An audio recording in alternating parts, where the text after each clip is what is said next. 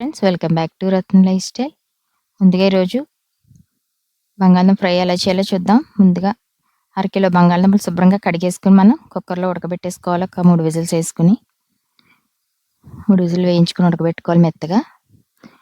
ఈ కర్రీ చాలా బాగుంటుంది మనకి రైస్లోకి కానీ చపాతీ పుల్కాలోకి. ఫ్రెండ్స్, దానికి కావాల్సిన పదార్థాలు ఏంటి చూద్దాం. స్టవ్ మీద బాణీ పెట్టుకుని 100 గ్రాముల ఆయిల్ వేసుకోవాలి. ఆయిల్ బాగా కాగిన తర్వాత ఒక అర టీ స్పూన్ శనగపప్పు, పచ్చి శనగపప్పు, అర టీ స్పూన్ మినప్పప్పు, 2 ఎండుమిర్చి, ఒక అర టీ స్పూన్ జీలకర్ర, అర టీ స్పూన్ ఆవాలు కూడా వేసుకుని దోరగా వేయించుకోవాలి.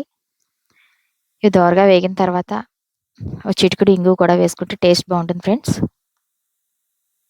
ఇంగువ కూడా వేసుకుని ఒక 2 రెబ్బలు కరివేపాకు, ఒక 2 ఉల్లిపాయలు పొడుగ్గా కట్ చేసుకుని వేసుకోవాలి, పొడుగు ముక్కల్లాగా. మనకి కలుపుకున్నందుకు రైస్లోకి గ్రేవీగా ఉంటుంది కనుక బాగుంటుంది. ఉల్లిపాయలని దోరగా వేగిపోయిన తర్వాత కొంచెం సాల్ట్ వేసుకుంటే మనకి త్వరగా మగ్గిపోతాయి అన్నమాట. ఉల్లిపాయలు ఎప్పుడు కూడా మనకి స్టార్టింగే సాల్ట్ వేసుకుంటే త్వరగా మగ్గుతాయి ఉల్లిపాయలు. దీంట్లోనే ఒక చిటికెడు పసుపు కూడా వేసుకున్నాం మనం. సాల్ట్ ఉడకబెట్టేసుకున్న బంగాళదుంపలు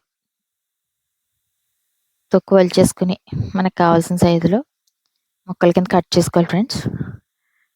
ఉడికిపోయాయి అన్నమాట, కాలుతున్నాయి తీస్తుంటే. ఒక 2 విజిల్ 3 విజిల్స్ అయితే అలా ఉడికిపోతాయి. అన్నీ ఇలా ఒలిచేసుకొని చిన్న చిన్న ముక్కల కింద కట్ చేసుకుని పక్కన పెట్టుకున్నాం. ఈ లోపల ఉల్లిపాయలు బాగా మగ్గిపోయి వేగాయి అన్నమాట. ఉల్లిపాయలు ఇలా బాగా మగ్గిన తర్వాత మనం ముందుగా కట్ చేసి పెట్టుకున్న బంగాళదుంపలు దాంట్లో వేసేసుకోవాలి.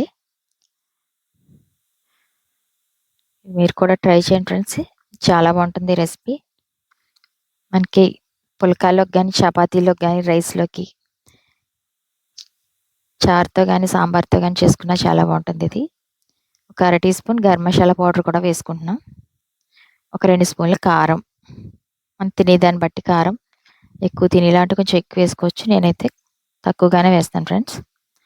వేసుకుని ఒకసారి ఇలా కలిపేసుకుని ఇంకొక 10 నిమిషాలు బాగా వేగిన తర్వాత దించేసుకుని సర్వ్ చేసుకోవడమే ఫ్రెండ్స్.